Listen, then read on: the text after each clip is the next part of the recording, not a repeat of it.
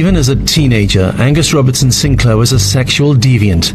No woman or girl safe in his company.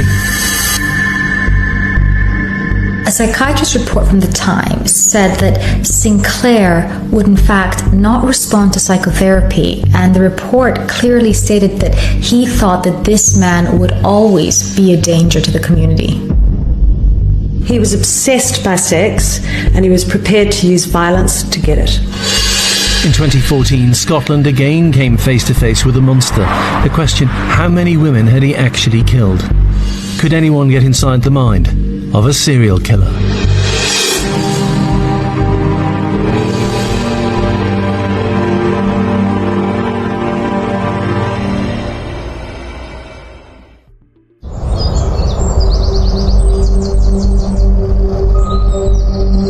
The sun sets as a man drives a woman from the city. When he gets to open countryside, he drags her, probably unconscious, into scrubland.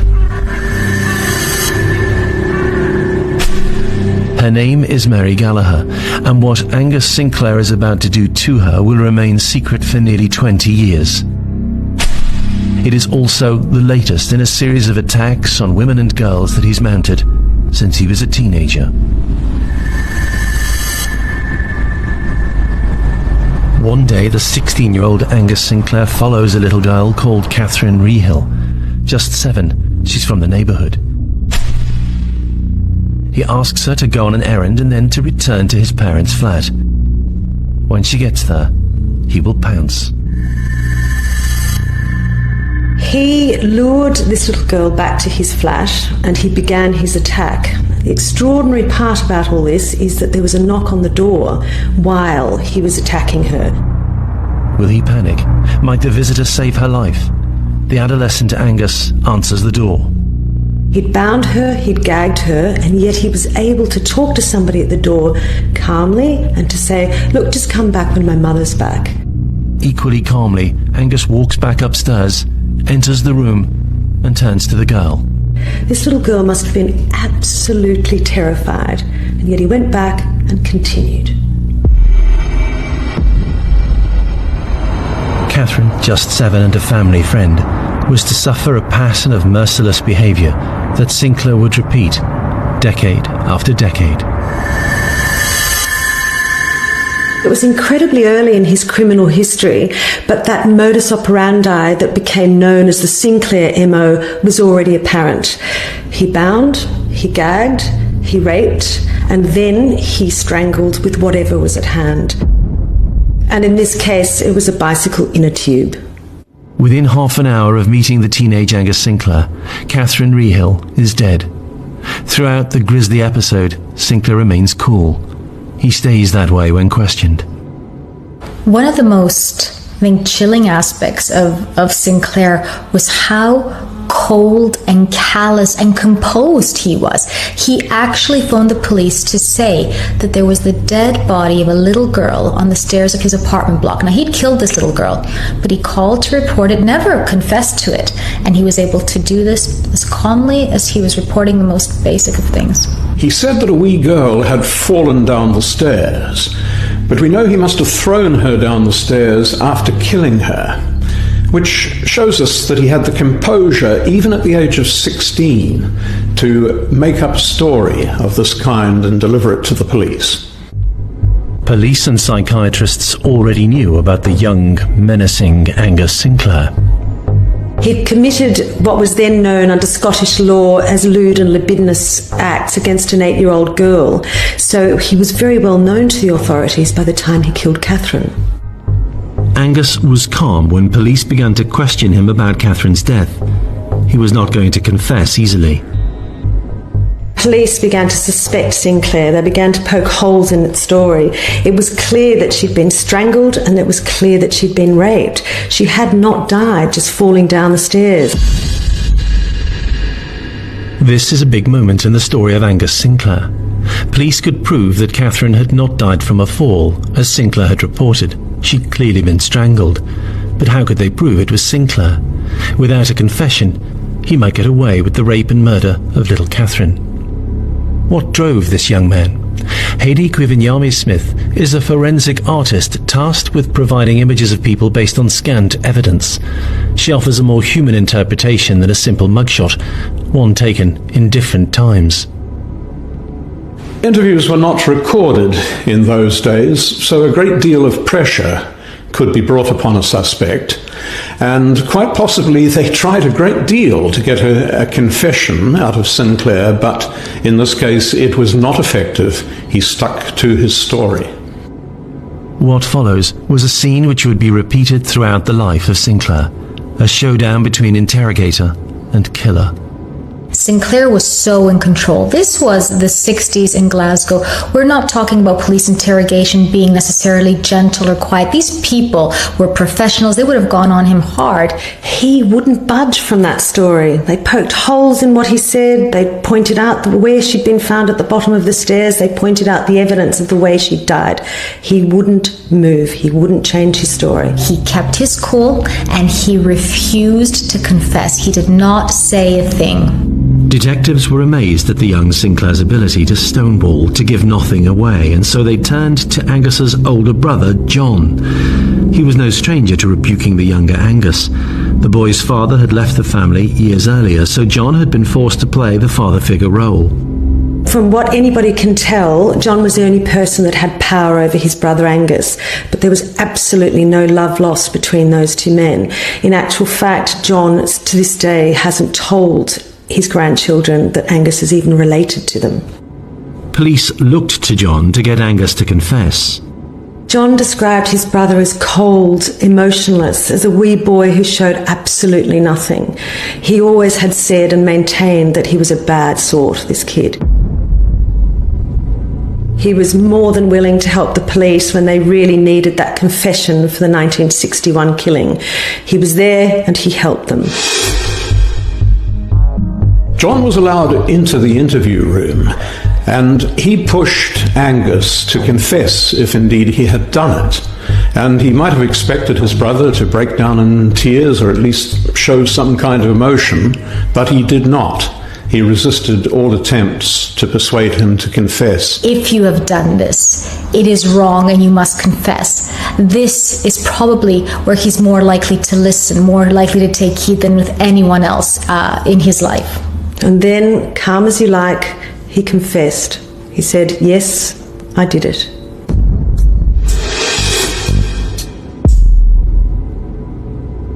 So he had finally confessed, under pressure from his brother, to do the right thing.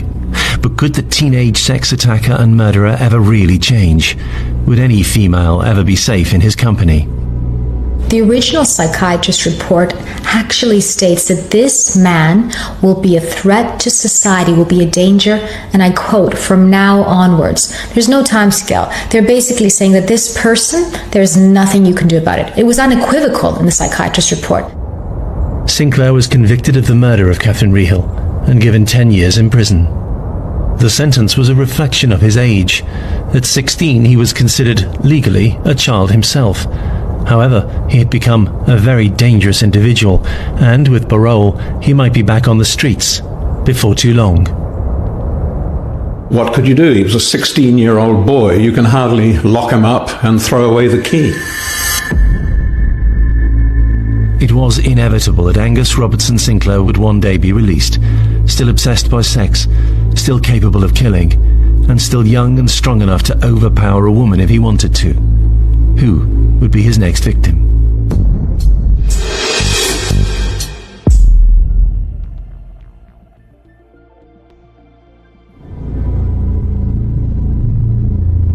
In 1967, 6 years after being sent to prison and aged 22, Angus Sinclair was released. Was there any suggestion that he'd somehow reformed? There was an attempt to rehabilitate him. The prison services actually trained him. They gave him a trade in painting and decorating so that perhaps when he came out of prison, he would have, be able to try and create a new life. Sinclair would eventually find work as a painter. For now, the late 60s in Glasgow, he seemed to be leading an ordinary life. He actually married a young trainee nurse called Sarah Hamilton. They had a baby, they settled down, and he became great friends with his brother-in-law, Gordon Hamilton. Between 1970 and 1977, Sinclair seemed to have stopped offending. His work record was good. By the mid-70s, he seemed a reformed character. Friends described him as personable. His drinking buddy and brother-in-law was often seen by his side. On a chilly October evening, Angus Sinclair and his brother-in-law Gordon Hamilton head for Edinburgh, about an hour from Glasgow. Sinclair had been out of prison by now for 7 years. He was living the life of a family man. However, as two young girls were about to discover, he was anything but reformed. So this is a guy who would walk into a pub looking like just anybody else, a normal guy. After work, you'd sit down, you'd have a drink with. There were no clues following that professionals around him felt this was someone that was, in effect, incurable. In the days before selfies, youngsters used photo booths to capture moments. Nobody knows where in Edinburgh Christine Eady and Helen Scott had this picture taken, but it became an iconic image. Girls excited to be out, their lives ahead of them. In a rare move, a judge in Scotland hearing the case against Sinclair in 2014 allowed cameras to record his summary as he described Christine and Helen's night out. There was no reason for Christine Eady or Helen Ann Scott to think that 15th October 1977 was going to be particularly eventful. To all intents and purposes, they would have a pleasant Saturday night out, the sort of occasion they would look forward to for many years to come with friends and family, including perhaps children and grandchildren. Helen, shy and retiring, and Christine, more outgoing, had not long left school and started work, no doubt harbouring ambitions of moving on to greater things. It was not made clear in the evidence how Christine saw her future, but we know that Helen wanted to be a children's nurse.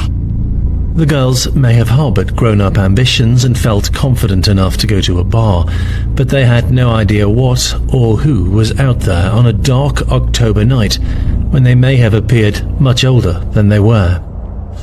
Christine and Helen were teenagers who wanted, like every other teenager, to feel grown up. Don't forget, they're at that balance between child and adult, and it's very, very exciting to act like an adult. So they would have walked into that pub thinking, my goodness, so this is what it's like. This is what it's like to kind of, feel grown up and go out with your friends and be a bit sophisticated and have a night out. They were children, really. They'd made themselves up, got dressed up, and they went out on the town looking for excitement, looking for fun. But the truth is they were defenceless. I think the irony would have been that these girls felt in control, but actually the variables around them which were putting them in danger would have been things they would have never in a million years considered. Sinclair and his brother-in-law were in the same pub as Catherine and Helen that evening. Sinclair and Hamilton latched onto the girls straight away. The girls were out partying, they had a group of friends around them at the pub, they were having fun and they were planning to go out for dinner afterwards. But the men talked them into staying, and so they stayed on in the bar. When Sinclair would have seen them, he would have invariably clocked the fact that they were very young, therefore vulnerable. He would have clocked the fact that they were trying to seem more sophisticated and older, therefore probably more open to speaking to someone who was giving them attention, who seemed like an older person. That would have worked to his benefit. And I think in general, it probably would have appealed to that very sadistic, controlling aspect of his behavior, the idea that these are people I can subjugate and control very easily. Whatever dreams they had, they turned into nightmares shortly after they left the World's End pub. Little were they to know that they had the misfortune to be in the company of two men for whom the words evil and monster seem inadequate.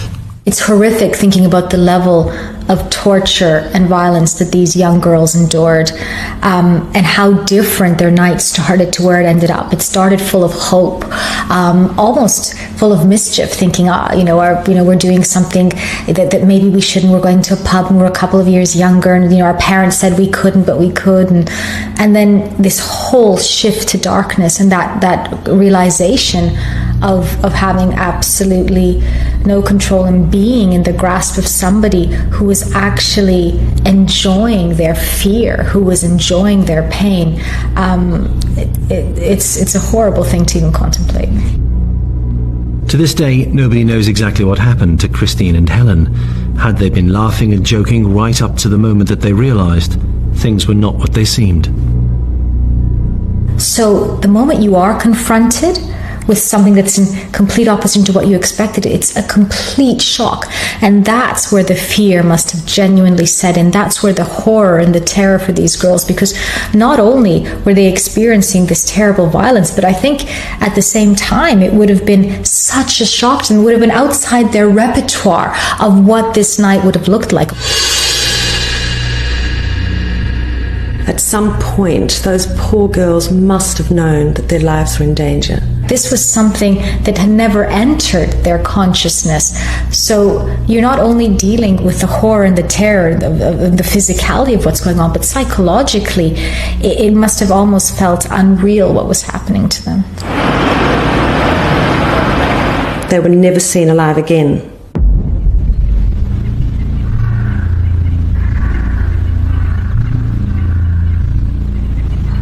The bodies were found on desolate fields miles apart in the East Lothian area of Scotland. Both were naked. They had been bound and gagged, raped and strangled. What was clear was the brutality that the girls had experienced. Serial killers are often motivated by extreme sexual fantasies, often involving power. They enjoy the power to make their victim suffer. And some of them, including Sinclair, like close contact, to actually hold the victim, perhaps look into their eyes as they take their last breath. The girls were subjected to an ordeal beyond comprehension and then left like carrion, exposed for all to see with no dignity, even in death. Police were to consider 500 suspects over the following 6 months before, absent any significant progress, they scaled down the search for the girls' killers. It was a difficult time for detectives. They had no DNA profiling, they had no security cameras. Fingerprints were a possibility, but there were none on the clothes that were discarded. They had eyewitness statements to the effect that the girls had left the pub with 2 men, but their descriptions of the men were not especially helpful. The coat worn by Helen and Christine's jumpsuit were left abandoned along with other items of their clothing at the murder scenes. Detectives hoped that science would one day find a way of revealing the killers' identities. Angus Sinclair was actually considered as a suspect, but he was based in Glasgow. He appeared to have an alibi, and although he had killed before, it was when he was a teenager, and by now he was apparently reformed and a family man, and so he slipped through the net. Detectives dismissed him as a probable suspect. Sinclair was married, but with a wife who apparently knew nothing of what her husband was doing when out at night. She loyally stays at home, watches TV, waits up late. Angus is just out with her brother, but she has no way of knowing the full story. What was going on inside the mind of Angus Robertson Sinclair? Sinclair was a meticulous planner. He had demonstrated that all those years ago with the little girl that supposedly fell down the stairs. And it's probable that before he abducted the 2 girls at the World's End pub, he knew exactly where he was going to go with them and what he was going to do. He was clever enough to formulate a plan and carry it through without being detected. Angus Sinclair was on the loose, not suspected of having committed any crime, yet showing all the hallmarks of becoming a serial killer.